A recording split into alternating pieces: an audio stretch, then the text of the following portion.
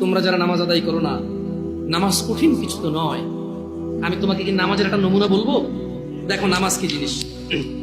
আল্লাহু আকবার বললে, তুমি সানা পড়লে, আউযু বিল্লাহ পড়লে, বিসমিল্লাহ পড়লে, আলহামদুলিল্লাহি রাব্বিল আলামিন মানে সূরা ফাতিহা পড়লে, সঙ্গে যে কোনো একটা সূরা হইলেই হলো, সঙ্গে যে কোনো সূরার বড় একটা আয়াত হইলে হইলো, অথবা ছোট ছোট তিনটা আয়াত হলে চলবে। আমি কি তোমাকে ছোট তিনটা আয়াত পড়ে শোনাবো?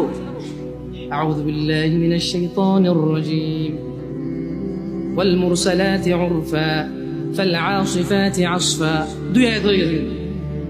আল্লাহু আকবার। এরকম ছোট তিনটা আয়াত পড়লেই হলো।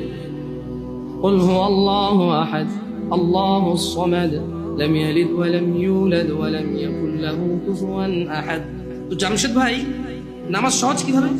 আমি তো শুধু আলহামদুলিল্লাহ সূরা পারি আর কুল হুল্লাহ পারি, আর কিছু এখন পারি না। তো ঠিক আছে, তুমি প্রথম রাকাতে আলহামদুলিল্লাহ সূরা পড়ো, রুকুতে